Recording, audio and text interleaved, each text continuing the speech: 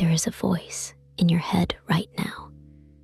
Maybe it just told you that you're behind. Maybe it said you should have done more today.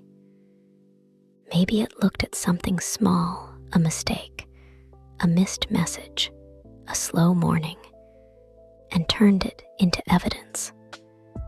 Evidence that you are not enough. Listen to it for a moment.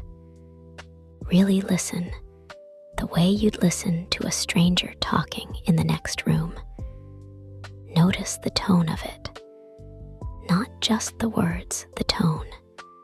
Impatient, clipped, already halfway to a verdict before the sentence even finishes.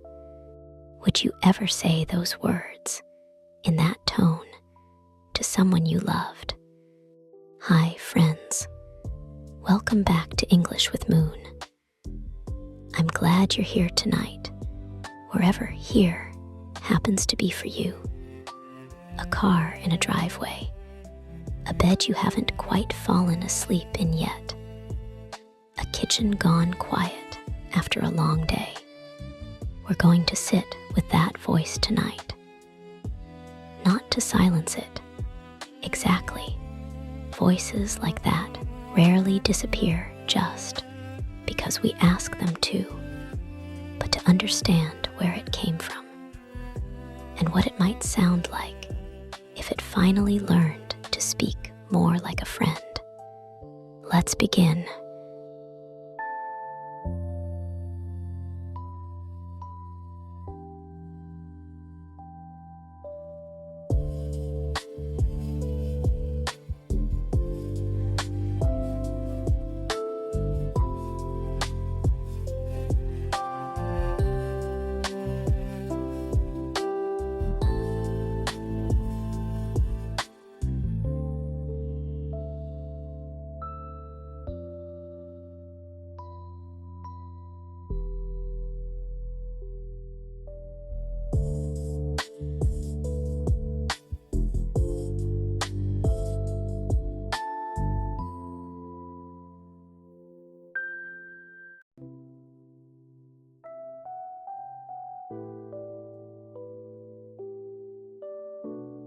Most of us have an inner voice, a running commentary on our own lives, playing quietly in the background of almost everything we do.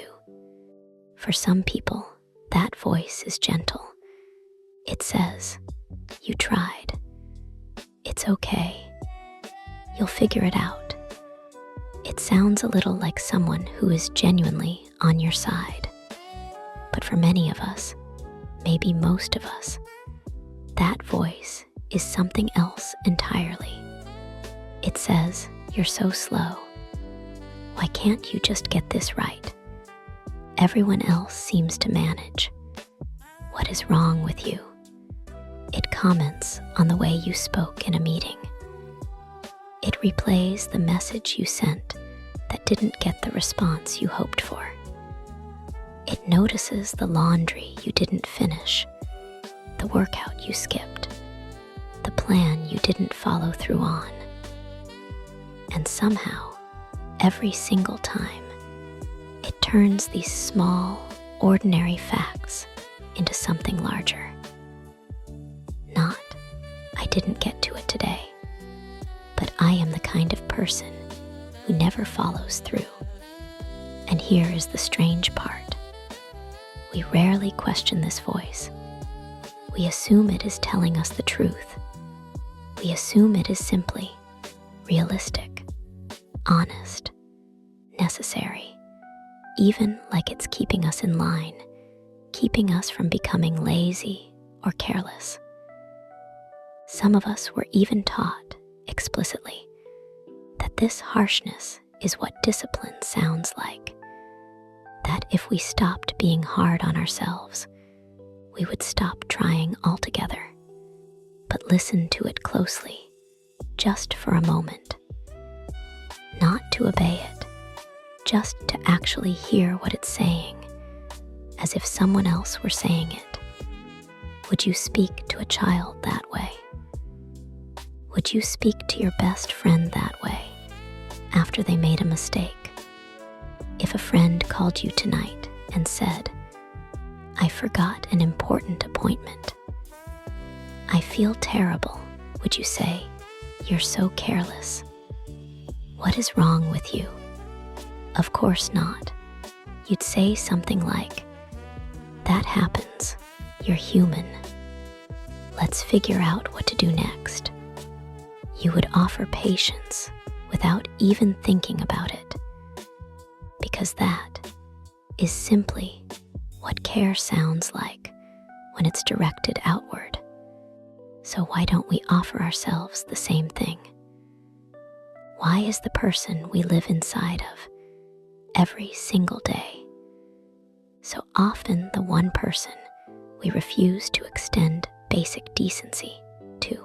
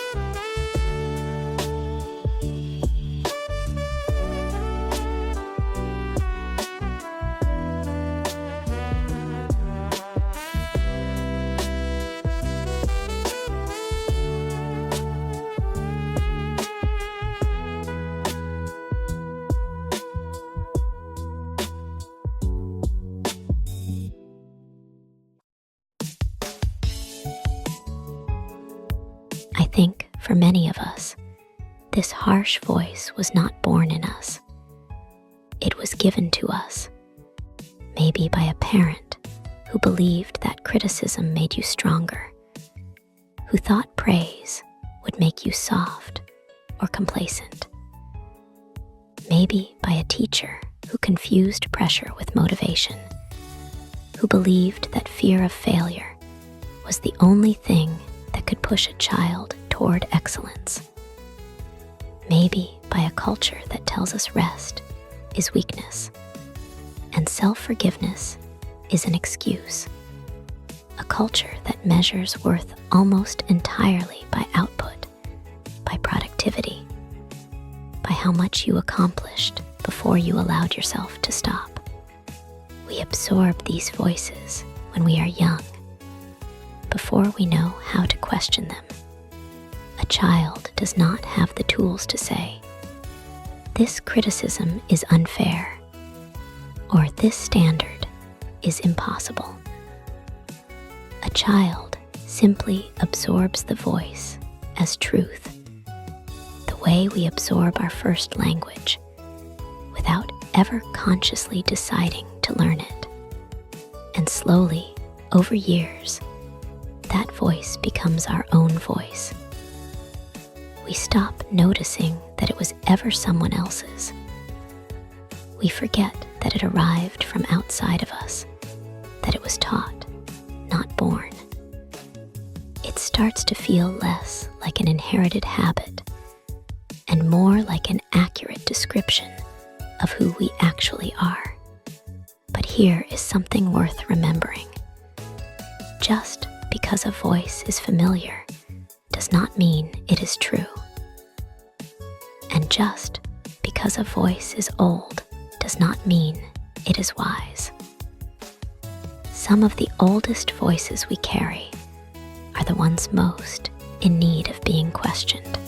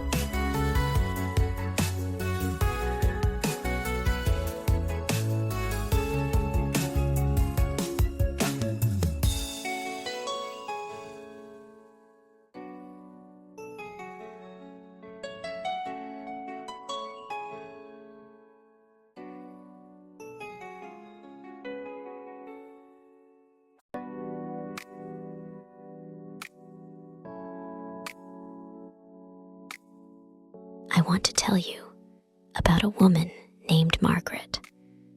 Margaret was 71 years old, and she had kept a garden behind her house for almost 40 years. Roses, mostly. A few tomato plants in the summer. Nothing extraordinary. Just a small, quiet patch of earth that she tended with more patience than she gave to almost anything else in her life.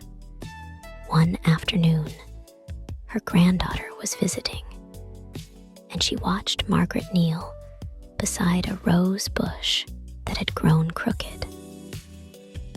One of its branches had bent sideways instead of growing up, and a few of its leaves were yellowed at the edges. The granddaughter, only 10 years old, said, "That one looks sick, Grandma. Should we cut it off?" Margaret smiled and said something the girl would remember for the rest of her life. "No," she said, "this one just needs more time. Look, see this new growth here near the base? It's not dying. It's just growing in its own way, at its own pace. If I judged it by the crooked branch, I'd miss the whole plant." Then Margaret paused and added, almost to herself, "I wish I had learned to see myself that way sooner." Her granddaughter, being 10, didn't fully understand what she meant. She simply nodded, and they moved on to the tomatoes.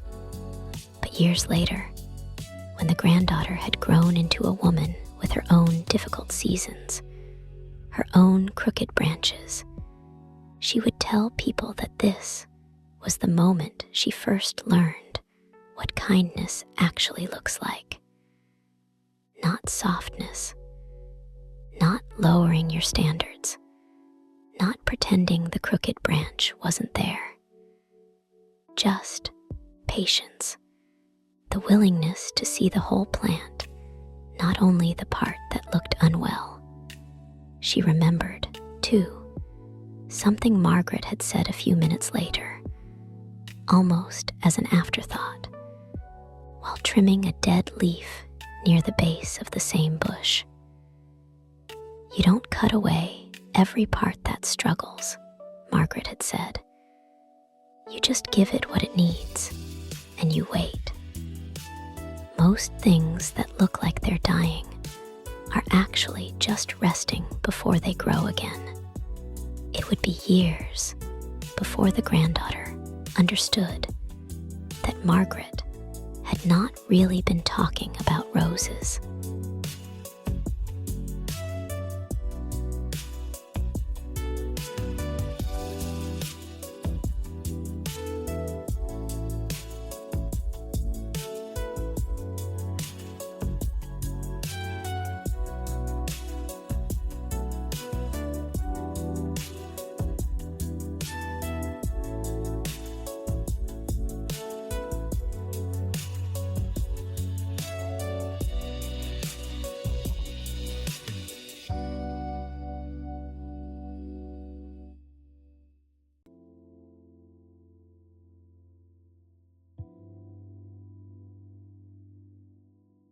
I want to be honest about something because I think it matters. Being kind to yourself is not the same as making excuses. It's not pretending your mistakes don't matter, or refusing to grow, or telling yourself everything you do is perfect. Kindness is not the absence of honesty. It is honesty delivered without cruelty. You can say to yourself, "I made a mistake here, and I want to do better next time," without adding, "and that's because I'm useless." You can say, "I didn't finish what I planned today," without adding, "which proves I'm lazy and undisciplined." You can even say, I hurt someone I care about, and I need to make it right. And that sentence, difficult as it is, does not require a single word of self-hatred to be true or to lead you toward genuine repair. The facts can stay exactly the same. It's the tone that changes everything.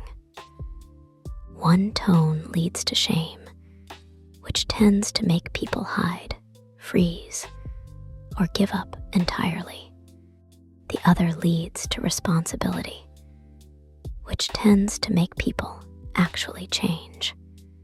Self-kindness asks, what does this person, meaning you, need right now in order to grow? Not, what punishment does this person deserve for falling short? Those are very different questions. And in my experience, they lead to very different lives. One version of you spends years punishing itself for old mistakes and somehow never quite improves. The other version treats each mistake as information, learns what it can, and moves forward a little wiser each time, without the exhausting detour through self-contempt.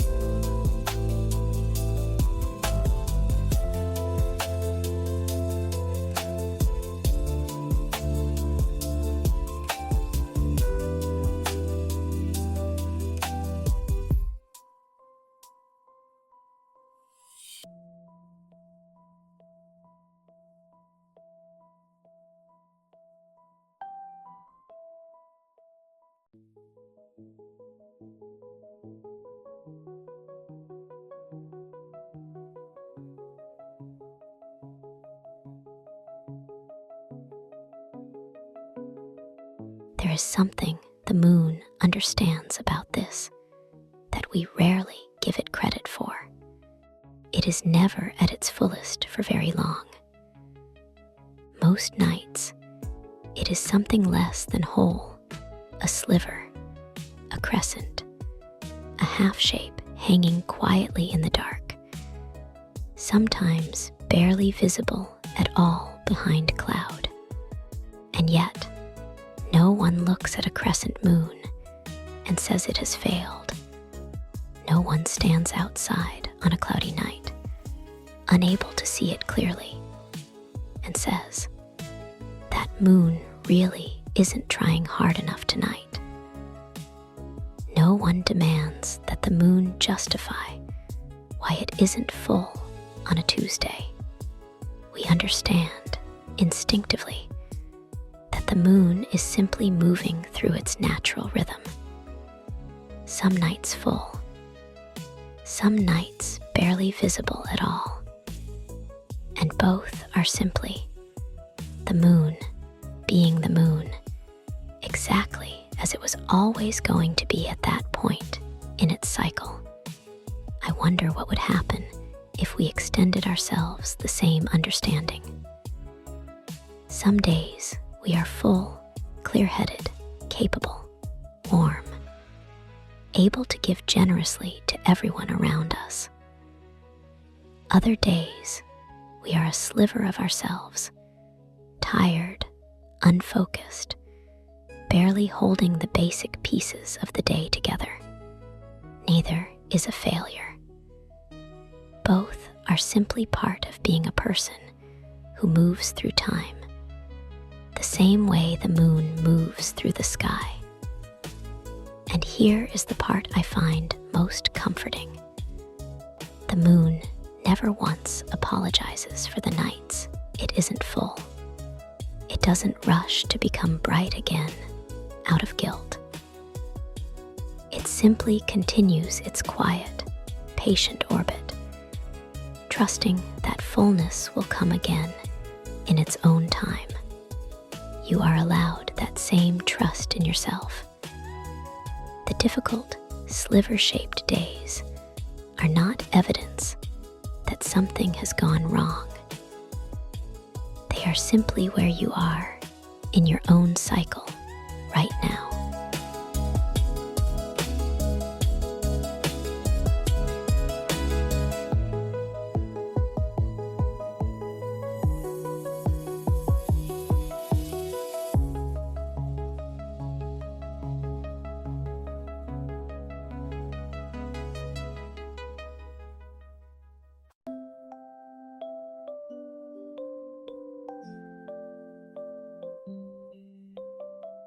If you want to actually change something tonight, try this. The next time you notice that harsh voice, the one that criticizes, that compares, that demands more than is fair, pause for just a moment. Not to argue with it, just to notice it, the way you might notice whether passing overhead. And ask yourself one question. Would I say this to someone I love? If the answer is no, don't say it to yourself either. Find the sentence you would actually say to them, the honest, patient version, and offer that to yourself instead. You don't need to replace the criticism with empty praise. This isn't about pretending everything is fine when it isn't, or pasting over real problems with hollow encouragement. You simply need to speak to yourself the way you would speak to someone whose well-being actually matters to you, honestly, but without cruelty. It might feel awkward at first. Many of us have practiced the harsh voice for so many years that the gentle one feels almost foreign, like a language we used to know, but haven't spoken in a long time. That's all right. Fluency comes with practice. You don't have to get it right immediately. You only have to keep trying, because your well-being matters. Even when, especially when you have made mistakes. Especially on the nights you feel like a sliver of yourself, rather than the full version you wish you could always be.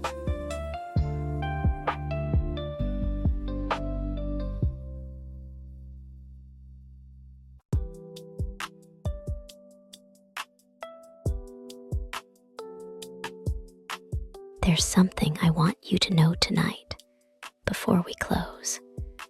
I see the way you speak to yourself when no one else is listening, in the car, in the shower, in the half second after you notice a mistake, before anyone else even knows it happened.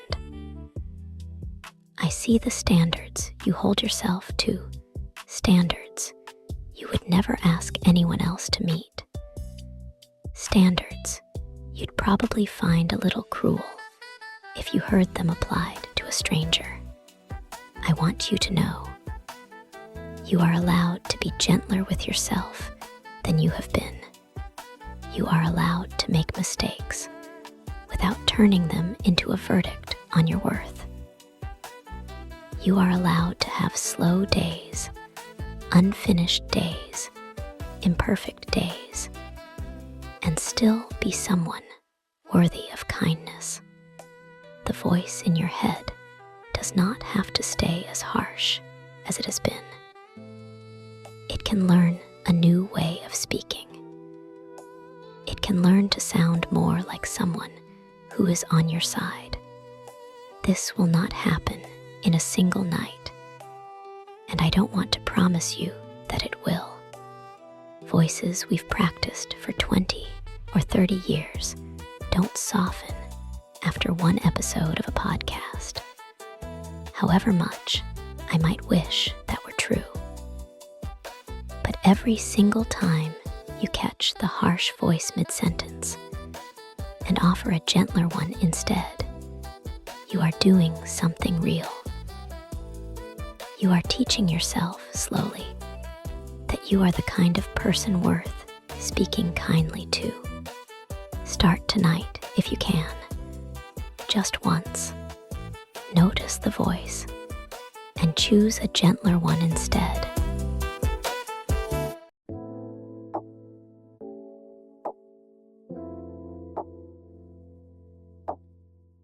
Three things worth holding onto before you go tonight. The harsh voice in your head is not the truth. It is a habit, and habits can change. Kindness is not the same as letting yourself off the hook. It is honesty without cruelty. And like the moon, you are allowed to be less than full some days. That was never a failure. It was only ever a phase. This is English with Moon. If there's someone in your life who talks to themselves the way you used to harshly, unfairly, send them tonight's episode. And I'm curious, what's one sentence your harsh voice says often? Write it in the comments if you're willing. Sometimes seeing it written down is the first step to answering it differently. Be gentle with yourself, the way you would be gentle with someone you love. Good night, friends.